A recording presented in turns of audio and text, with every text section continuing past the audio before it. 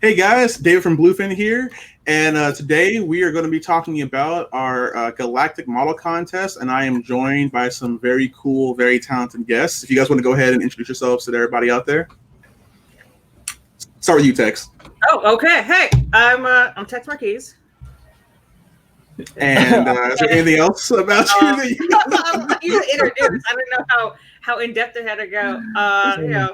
I build scale models. Sometimes I finish my projects that I work on by enough more that I can chew at all times. But I'm very excited to have the opportunity to be here and share kind of some of my work and look at some cool models. Cool, awesome, Brian? Hey, I'm Brian. I go by Bro Builder on the internet everywhere. I do the same thing. I build models for fun because it's a great time, and I'm here to have a good time and hang out with you guys, answer some questions, maybe basically just share the love for Star Wars. So. All right, and of course, Tim. Hey, Tim, the one and only child of Mecca. What's going on, everyone? Specialize in Gunpla, two-time U.S. GBWC champion, and I like building tiny robots, and I dig Star Wars. So yeah, let's have some fun. All right, cool. All right, well, before we get started, we just wanted you guys to know that we do have some pretty cool deals going on right now for those of you at home who maybe want to buy some Star Wars stuff, because it is May the 4th. So we have May Show figures, which are like very high end, very posable figures that are done up in like a samurai type style. Of course, we have model kits. This wouldn't be a model kit stream without that. We have all kinds of really good deals that if you're into building Star Wars, like this is what you have to get. Of course, we have a Boba Fett, Jango Fett deal. Got to get those. Those are really cool. They go really quickly. So please don't sleep on that if you want it.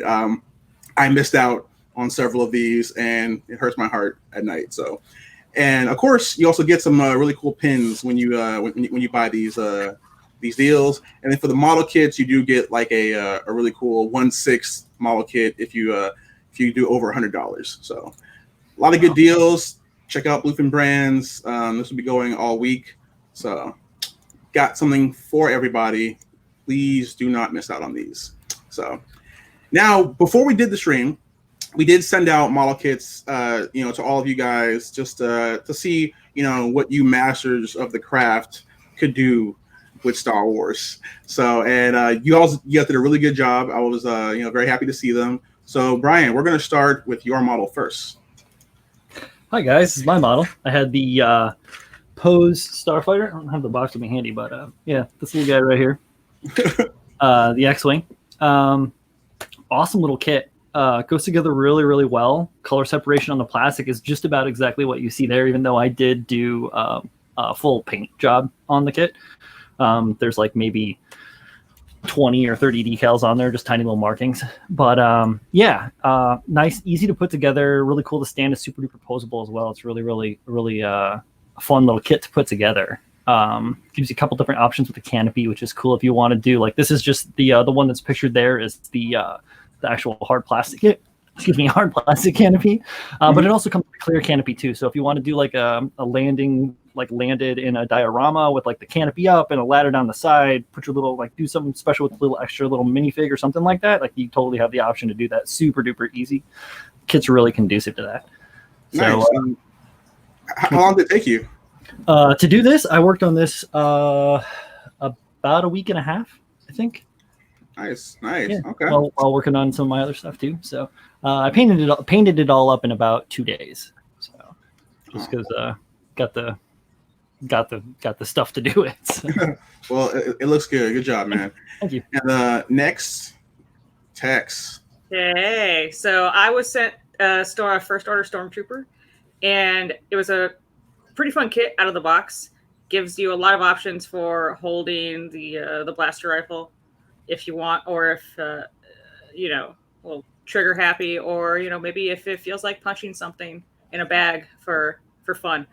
But I kind of envisioned a Lieutenant Phasma, maybe early on in her career, still has the chrome starting off. She doesn't quite have the cape yet, but she's still got the little touch of the black and the red on her shoes. Nice. Okay, cool. And then finally, Tim, you did a Kylo Ren. Hey, yeah. So first and foremost, the kit is awesome. The articulation on these figures are really, really good. So anybody can jump into it, even the beginner, and have an awesome little figure at the end. So for mine, what I went ahead and did is I fixed posed him. Well, for the most part, the arm joints and legs are completely fixed posed at this point. Puttied up the knees, the ankles, the elbows. Blended all those in to match the sleeves, especially the kind of the ribs on the sleeves. I was a little tedious, but got that done and scratch built and sculpted a brand new hood on the back there.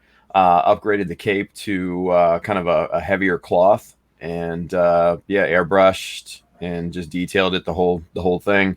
Probably took about 5 days or so from start to finish, and also gave him a little simple base to stand on as well. So fun kit, very Nice. fun kit. Now, how long would you say it took you? Well, how long and how hard would you say it was to kind of like seal those joints and make it look like clothes rather than a joint? Yeah, the arms were the hardest part, like I said, because of the ribs on the sleeves and everything. So you had to sculpt those from scratch into the putty and all that, and blend it in and everything. And just for the quick turnaround time, it's not perfect if you look at it really, really close, but the dark colors hide the crimes pretty good. But it was probably like a day or two to get everything fixed. Let everything cure and all that good stuff. So, it came out in the end, and really happy with it. Cool, nice, good to see. So as you guys can tell, these guys, like these three people, they know what they're doing, and so they were kind of to help me out with the judging of the contest. So definitely, you can rest assured these are some experts here. And later on in the stream, we're going to be doing some Q&A. So if you have some questions you'd like to ask them, please drop it down in the chat. We have some droids out there in the internet who are looking to gather your questions, and we'll do that all at the end. Please remember Star Wars questions, preferably modeling questions, because this is a May the 4th stream. I love Kamen Rider and Gundam, but maybe not this stream. So first, we're going to go to some of the entries from the contest, some of our honorable mentions. A lot of these works were really good, so we want to go through some of them and highlight why we as judges like them, and what they did right, and maybe what they could do to maybe improve in the future. So for the first one, we want to talk about from Adam Lanier. He did an ATST. What did you guys think about this model? Considering it was the first one that I saw, it really set the bar right away. Nice. Yeah, it's a great little vignette. I love the work on the terrain and everything. I love the kind of dynamism of the speeder bikes going, the one kind of banking there at the bottom. And overall paint job was really, really good. The little chipping and everything on the on the top part was really nice. Overall together, it was a great composition. Mm-hmm. I really like the use of multi-tonal grays in the painting as well. A lot of times you'll see somebody just slap a primer coat and then go right into some washes on top of it. This artist went and actually added a few different tones into the panels and made it look really nice. I feel like it also does, like Tim was saying, with the vignette aspect, the diorama aspect of it, it does really tell a little bit of a story too, which is nice. Right. Now, what would you guys recommend maybe for them to maybe improve, to maybe place higher next time? For me, this one actually placed really high in my judging. There were a couple things that I saw, just some nitpicky things. When I zoomed in, I did see a couple nub marks that were still left. So just those little attention to details. I think this would have, set it over the top. Brian, any notes? Yeah, I would say that even though there was some tonal work with the grays, it could use something more than just grays. Like the dual tone or the bitonal work is good, but you need, in my opinion, I like to add a little bit of other details to it. So like little brass clips, I would paint little copper details on some of the cable housings. I would paint the housing or the cables themselves potentially maybe black or brown or multicolors, because these machines are made and they're repaired and stuff changes all the time. So you have to think about the longevity of the piece in its world, as opposed to it just being like nothing's off the assembly line. Right. That's what I would say. And Tex? Yeah, no, Brian kind of took the words right out of my mouth with that. The little, yeah, just throw my notes away. With the little details about the repairing and he's right. They're right off the assembly line. Okay, cool, awesome. All right, well, good job, Adam. And on to the next one. This one I really liked from Caleb Springer, the K2SO. It was this is a really good scene from Rogue One. So I was glad to see it recreated so faithfully. But we'll start with you this time, Tex. What were your thoughts on it?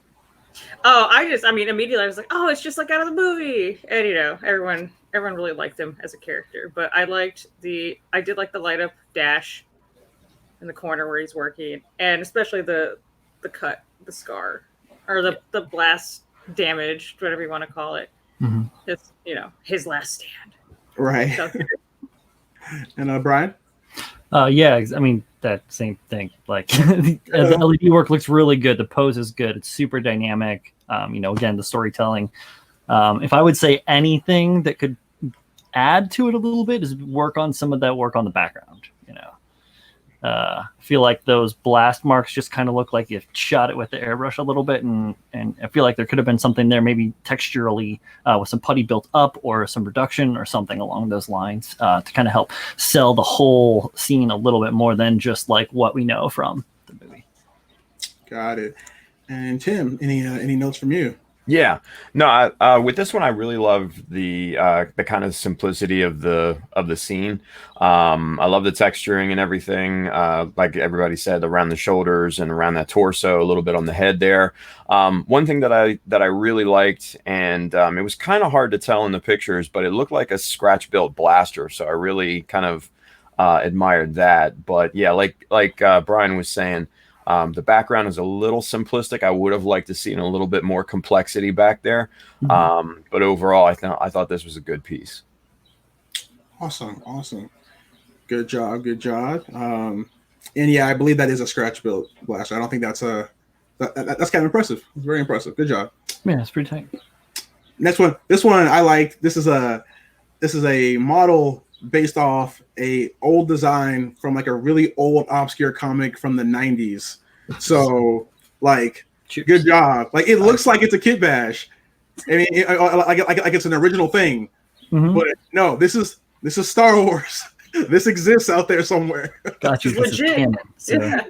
So it's called an ugly starfighter, also known as, I think it's the Zector or something. But it's obviously it's an X-wing fused with the TIE. I think it's a TIE Striker, or a TIE Bomber maybe. What did you guys think about this one? I got a straight like junker at home pilot DIY feel from it, and I liked that aspect of it. Yeah, it definitely gave me a scrapper feel for sure. All right.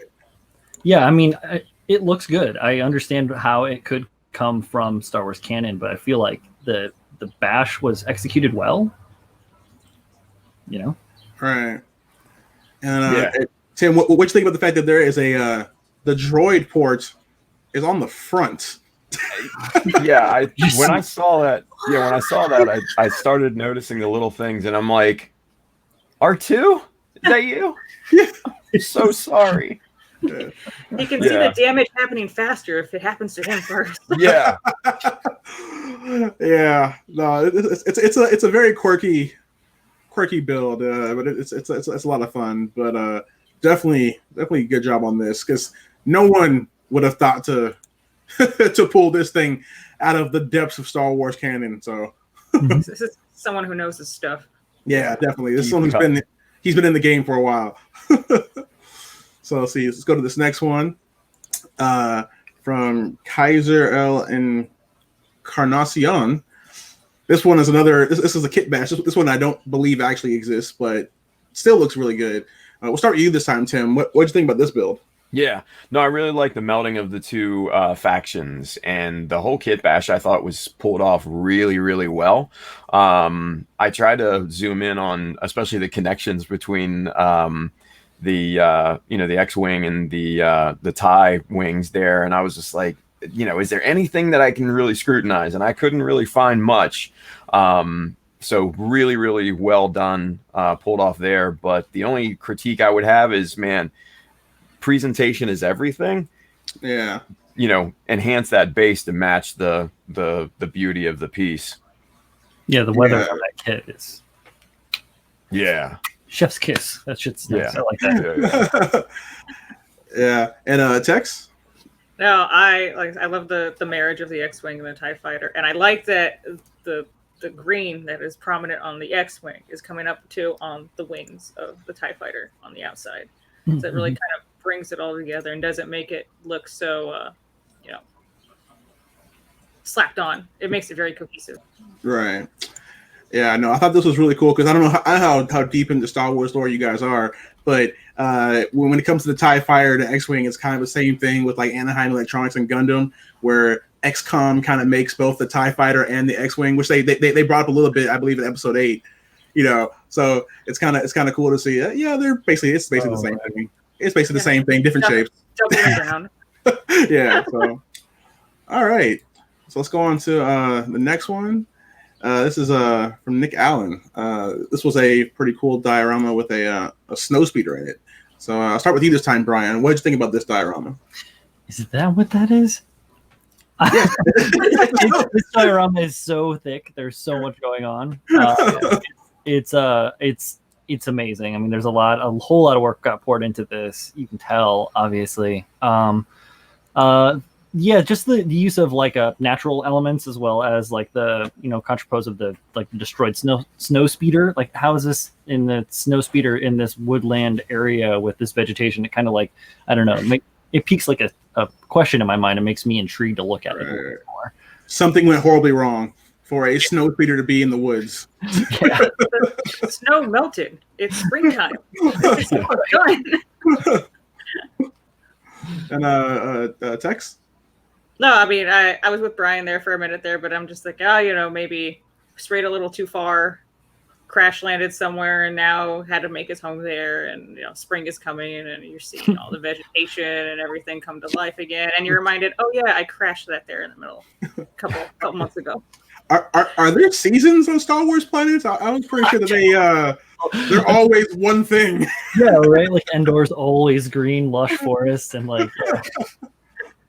But Tim, any thoughts on it? I mean, it's springtime for Star Wars. What do you want? No, I mean, I want to see more pictures of this thing because there's so much going on, like Brian said, right?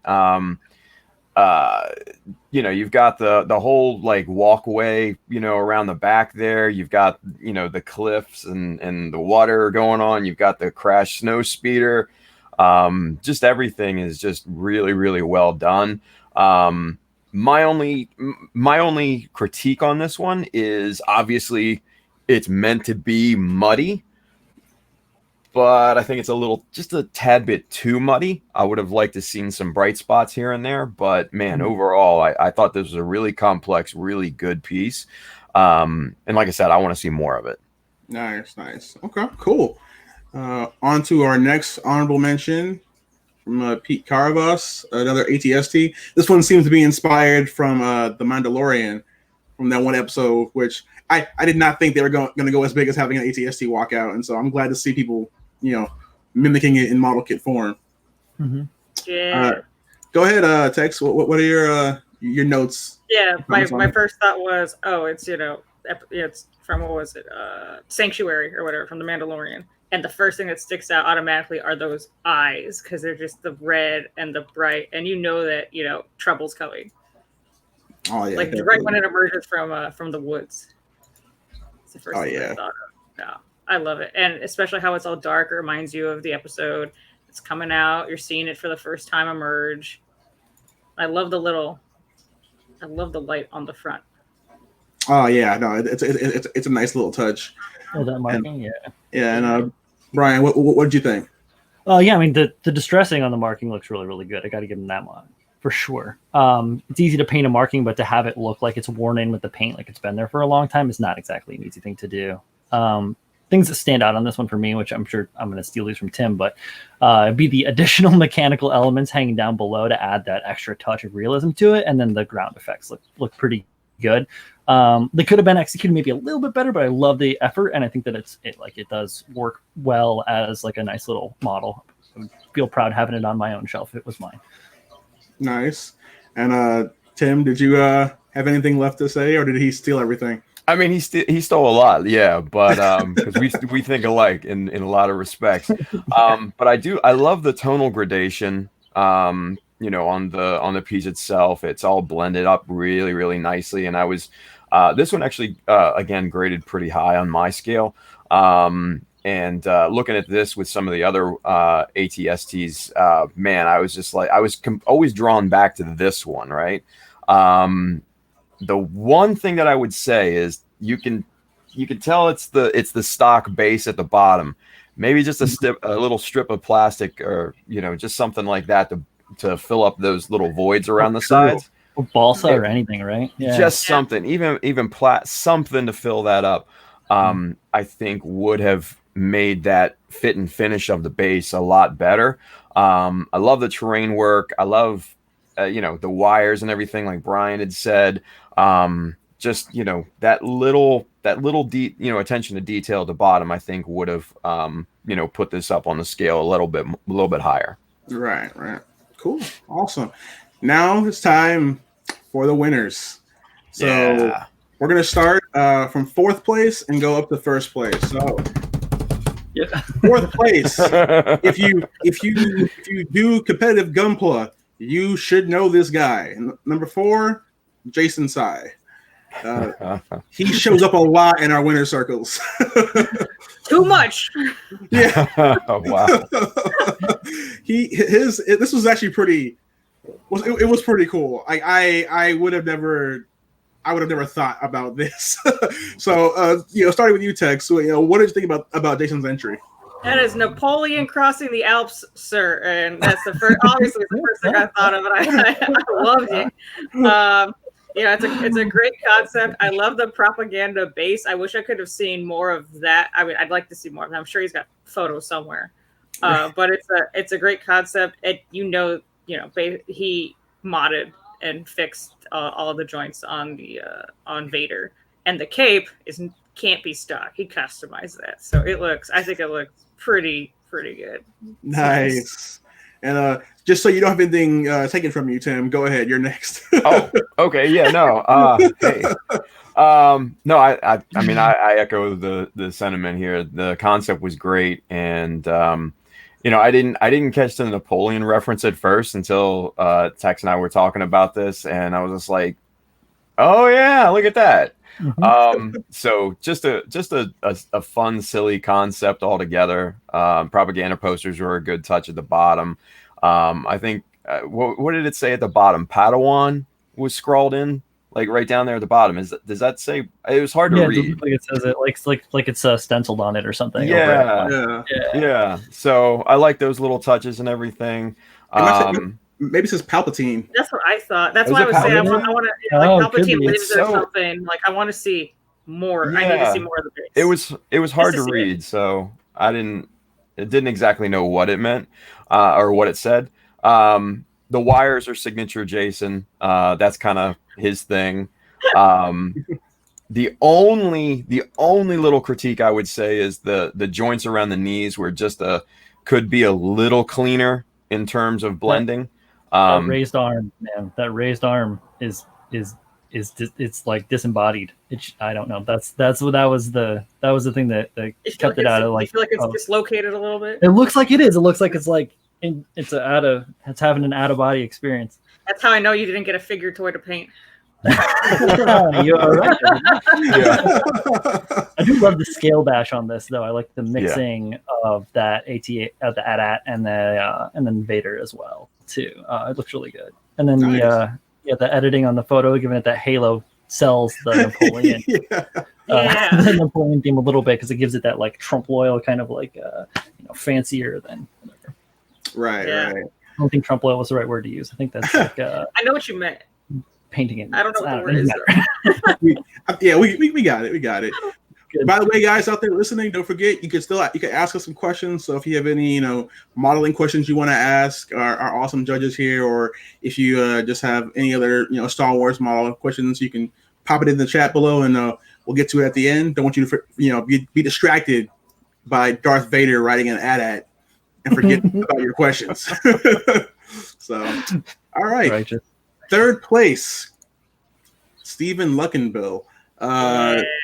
This one was pretty interesting, and I know this probably couldn't have been super duper easy.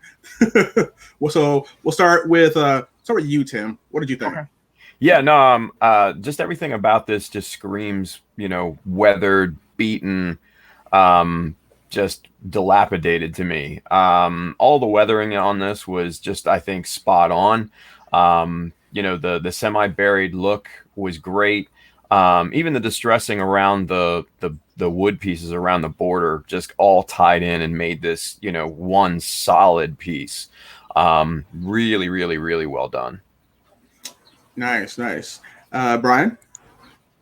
Yeah, it's I love that escape hatch on the top. That's so nice. The weathering on this is really, really good. The rust is so like I'm a metal worker by trade, and so like seeing this like rust with the paint through there looks like pretty real, but it's also giving me this like cool dinosaur vibe, like a fossilized archaeological dig kind of thing almost. Even though I realize it's just like out in the desert and that, but it's just like it also gives me that kind of like thing too, which I like dinosaurs. So yeah. Awesome. And Tex?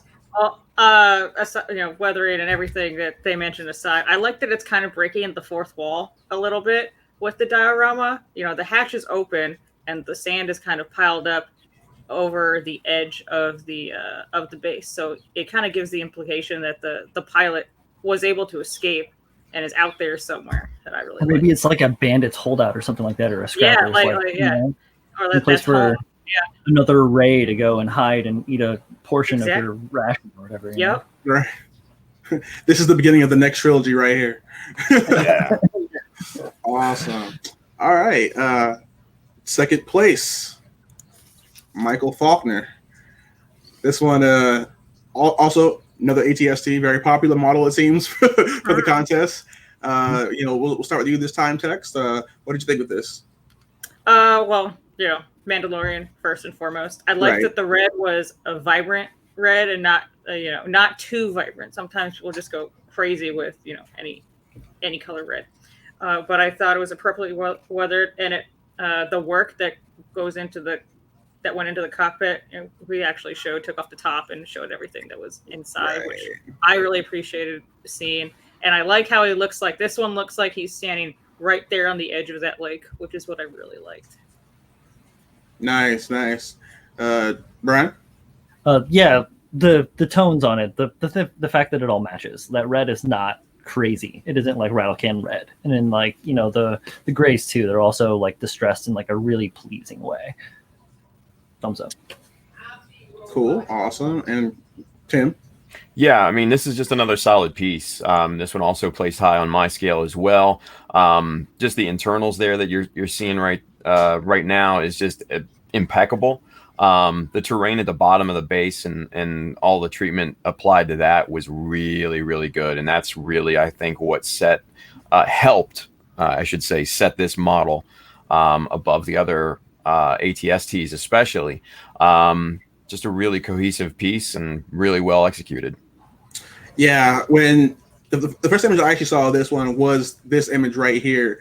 And when I saw that, like, I just kept coming back to look at that. And I was like, this guy's he's in the top 10 for sure, like right off the bat. Yeah. It looked really, really nice. So all right, now, of course, here we go. One, So, drum roll, please. Thank you. First place is Michael Wine. This one was really good, and also from The Mandalorian. This is it was pretty cool. I actually went and looked at the screenshots from The Mandalorian to see how close he got to the actual show. But Tim, why don't you start us off? What did you think about this piece? Yeah, I mean, how much fun is this? This is just, it was the most fun scene, arguably from The Mandalorian, and this just perfectly recreates that. These two adulting speed bikers, with little baby Yoda or the child. Everything about this just screams fun to me. And then you look at how well executed everything is. From the joint work to the terrain, especially just the variance on the color of the soil is great. The finish on the speeder bikes is amazing. The weathering is just almost spot on, and I mean it's just really good. It's just fun to look at, and you just want to look more and more into this for every little detail. Right. Tex?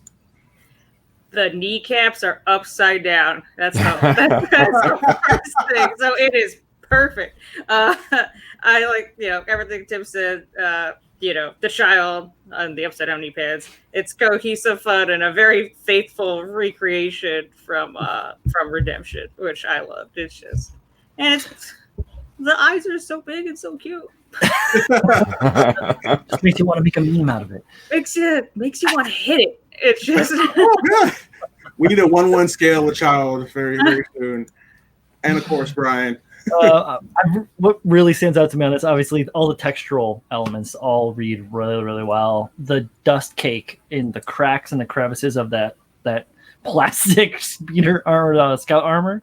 I assume it's plastic. It's probably not plastic. It's probably something like skate light that they had back in the 80s for skateboards. But it's it looks really, really good. He knocked it out of the park. Yeah. Nice. Well, congratulations, Michael. We'll be reaching out to you about your prize. All top four are going to get model kits and a trophy, which is cool. For Michael and a guest, the current plan is to fly you guys out to Celebration, assuming the world doesn't end. If everything is over and we can't take you to Celebration, the backup plan will be New York Comic Con. And if that goes wrong, I'll call you and we'll figure it out. we're gonna figure it out together. So, but definitely congratulations to him. And before we get to our Q&A, I also want to give a shout out to Hobbytown. For those of you who may be watching who entered the contest, you guys know that this was originally a contest that was going to take place at Hobbytowns all across the country. Of course, due to COVID-19, we had to cancel that because we didn't want to be encouraging any gatherings. So I want to give a shout out to all the store owners who were a part of this, who helped out. Thank you for all your participation. Shout out to Hobbytown Corporate. Definitely thank you guys, and thank you for being able to pivot quickly to an online competition to make sure that this can still happen for everybody who put so much hard work into all these models. So definitely thank you to them. If you guys can, send a thank you to @Hobbytown. Let them know that you appreciate them being a part of this. So let's see if there's any questions. Oh, here we go. Brian Phillips, what vehicle do you wish was made into a kit that has not been manufactured yet? And what trooper type do you wish they would make a kit of? Tex? Oh, that's not a what vehicle do you wish was made into a kit that's not manufactured yet? I feel like I don't know enough about which ones have been manufactured yet. Star Wars wise, I'm assuming. Yeah, Star Wars wise. Ooh. I mean, have they made the Mandalorians ship yet? No, they have not. Ding ding. But I want to see it like bare bones and robbed. Like that's what I want. Okay, Brian. I have to actually look it up. I know what it is because I own the Lego version of it, as I am a Legophile as well, an AFOL. there are those of them out there in the world with me. And it is, dang it all. It's from the animated series, and it's not the cargo one. What the heck? It's one of the fighters. Hang on a second. Come back to me. I'll have it in a second. All right. Tim? Oh man, I like Mandalorian, the Mandalorian ship. I think that would be awesome. Or even maybe like the gunner drone that was about to blow him out of the sky. I forget what the episode that was from Mandalorian, but either one of those two I think would be really, really cool. As far as what kind of trooper I would like to see, man, I really was into the flamethrower trooper in the last episode where they stormed into the little cantina they were held up in. That was a really cool scene, so I'd love to see something like that. So nice. Brian, I'll buy you a little more time. Thank you. That one Mandalorian who had like that giant Gatling gun.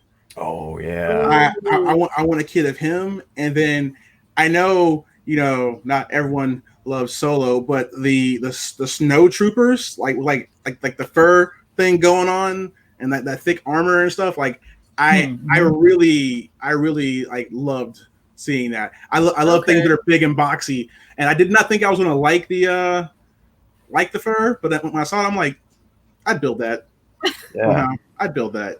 We'll see if we're talking outside of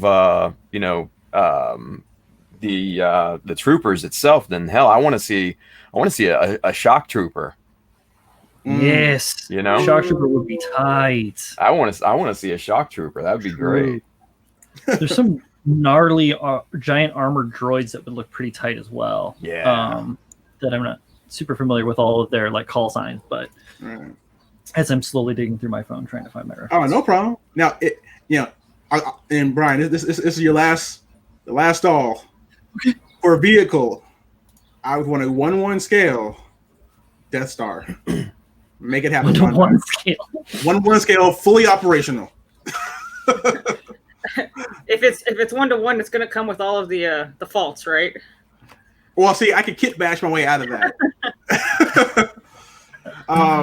So did you have an option, Brian, before we move on to the next question? Oh, I'm terrible. I'm going to keep looking. I'll chime in later. I'm sorry. All right, no problem. Just, you failed us. It's fine. No, I can go through my instructions box, but there's thousands of He's going to go get his Legos out of the closet if you're not careful. Look, Brian, I find your lack of an answer disturbing.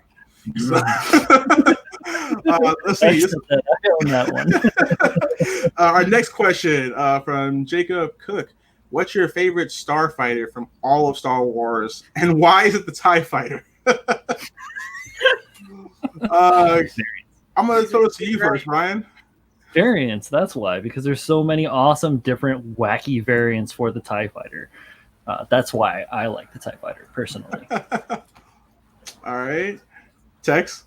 It's the signature screech you hear when it's taking off, man. Like when you saw the first new movie, when it was coming out, and they're taking off out of the docking bay, and you hear it sputter, but it still gets the scream out. I was like, oh, it felt like home.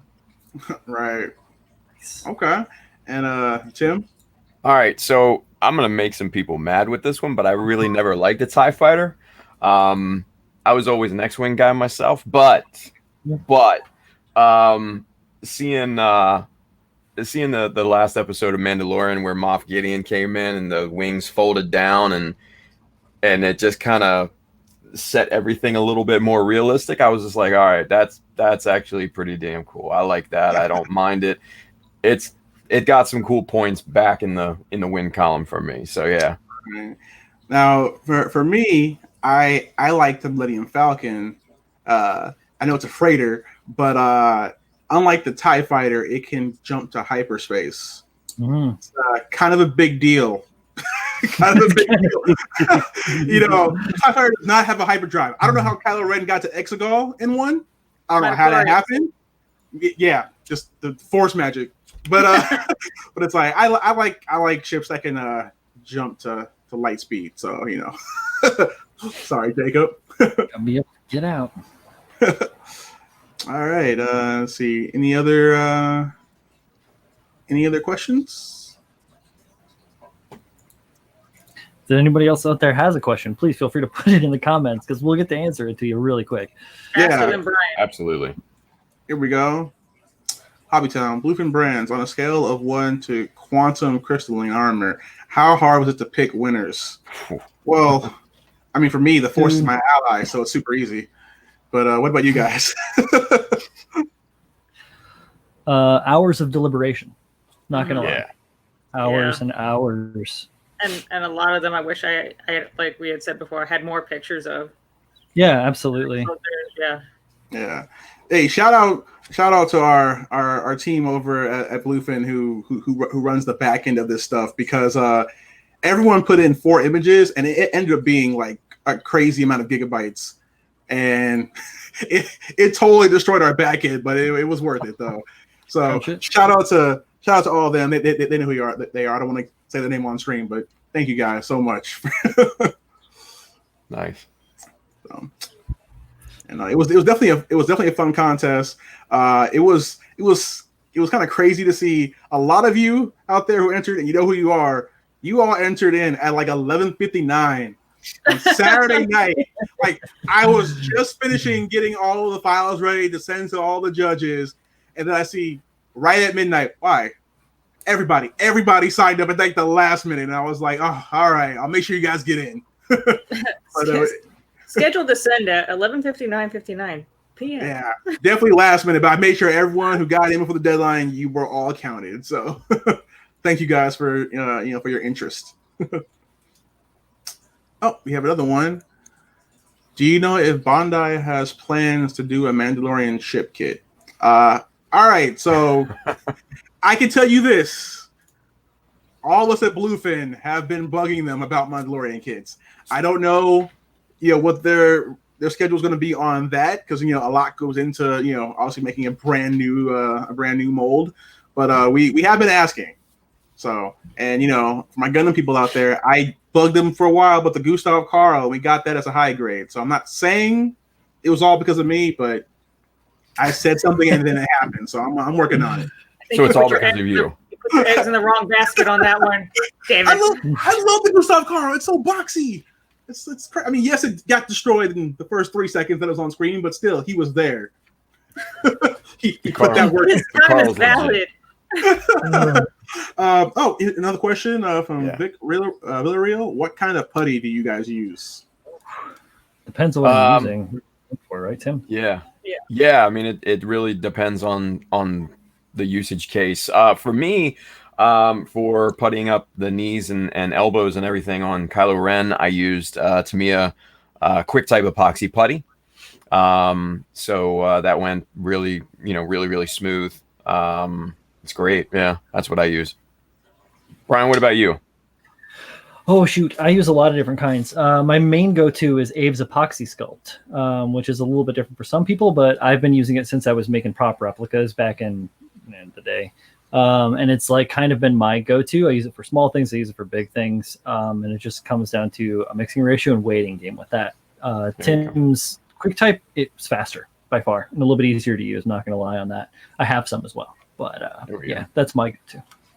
Nice. And Tex, what do you use? My go-to is absolutely the Tamiya QuickType. I know how it's going to perform, what it's going to do, and what I can do to get it to do what I want it to do.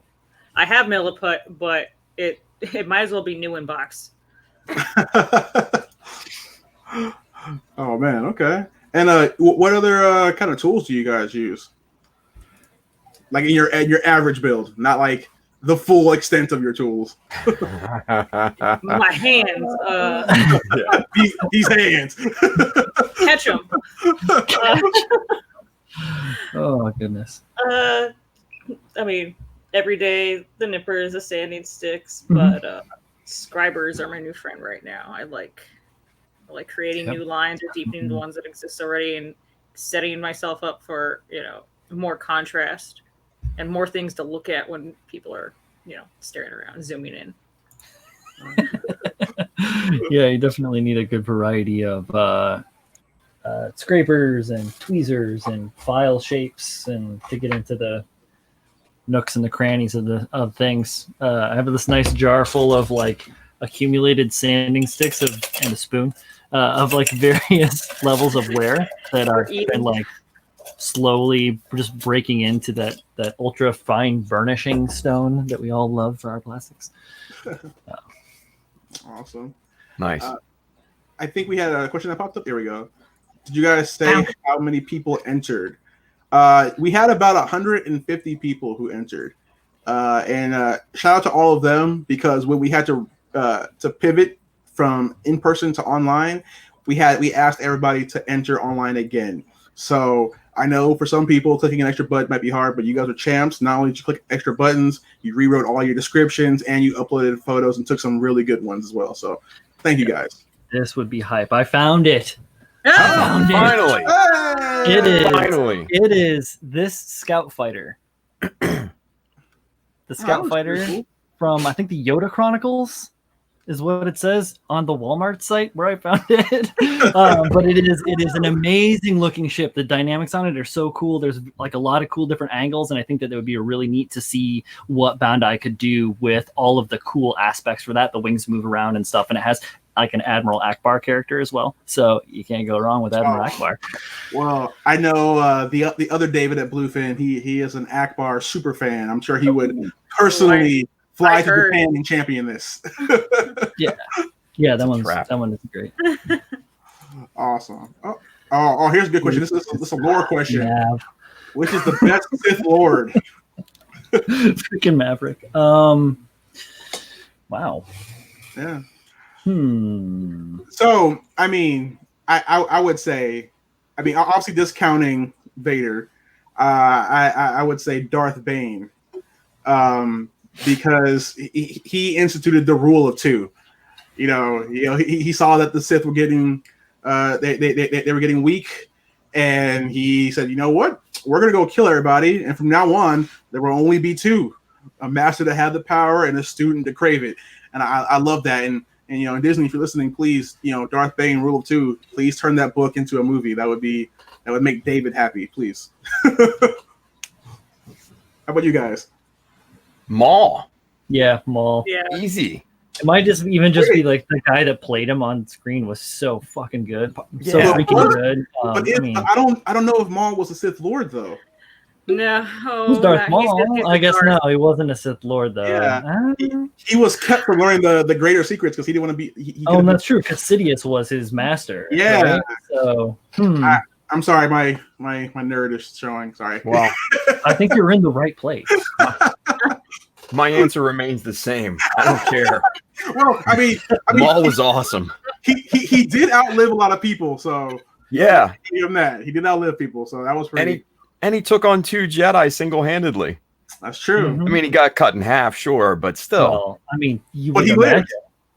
Well, technically. He lived up a hate. Yeah. And you can't think of it without even hearing Duel to Fates like play in your head for everything Exactly. that he does. It's just I know it's not the technically correct answer, but you know. Yeah. I mean, come remember- on. Yeah. The graphic design on the face, the horns, the double-bladed lightsaber, like Right. everything about it was completely original for when it came out. Right. Just it set that bar. I will admit, when I was 10 years old and I saw him holding the lightsaber and the second end came out, I lost it. I was like, you can have a double blade lightsaber? That's like twice as cool. So, all right. We will give you as a pass. We will allow you to say Darth Maul. Appreciate it. See, any other questions out? From Hobbytown. Thank you, Bluefin, for including Hobbytown in this event. Anyone who entered from Hobbytown, Mobile, Alabama, we would love to display your model and show off all your hard work. Aw. Nice. Awesome, guys. That's awesome. Please contact them if they're in the area. That would be cool. That way you have a chance to show off your stuff in reality. Very cool. All right. Heck yeah. Any other, or should we wrap it up? No more? Okay. All right. So, Let's do it. conspiracy theories. Is Palpatine really dead? What would Rey have been the best Sith? Well, I mean, look, here's my theory on that. All right. he said, if you kill me, I will enter your body, and then like we can, you'll be the most powerful person ever. She killed him, so I'm gonna go ahead and say And she also lives. died. She did after die. she killed Was him. she cleansed by coming back? Or Don't know. I mean, she or- got Hunko Ren's life force put into her, giggity, and he just like vaporized. So, I mean, we'll see. what makes me Straight up think? space dust. Yeah, right. So like Kylo, like obviously he made his peace with whatever the way of the Force, and like was able to evaporate into Force Ghostum, where apparently you can still use the Force. I don't know. Anyhow, why didn't the reason that Rey didn't die after she killed and she should have died was maybe because Palpatine's juju was in her. Weird thing to say. It was like a too much kind of thing. I don't know. Too much juju. Too much juju. Bad juju. That's just bad juju. Just saying. Yeah, I think my emperor still lives. I think he's fine. Hashtag not my emperor. Perfect. Oh man, this has been really fun. Hey guys, before we get to our last thing, let the people know, how can they follow you guys and how can they support you? Tex. I'll go first then. Fine. Hey guys, my name is Brian. Bro You're Builder up on there. Yeah, you're on the top in the corner, kid. Come on. It's Remember that. Yeah. Jesus. My name is Brian. I go by Bro Builder on basically all the platforms: Twitter, Instagram. You can find me through that stuff to backtrack me to my Facebook if you want to come contact me there. But I answer any questions you have for me. I like to try and help people out. We can all grow and become better modelers together. I have YouTube live streams Tuesday, Thursday at 9 p.m. Eastern time. So if you want to tune into my YouTube channel, you can come check them out. And then I hang out with these guys over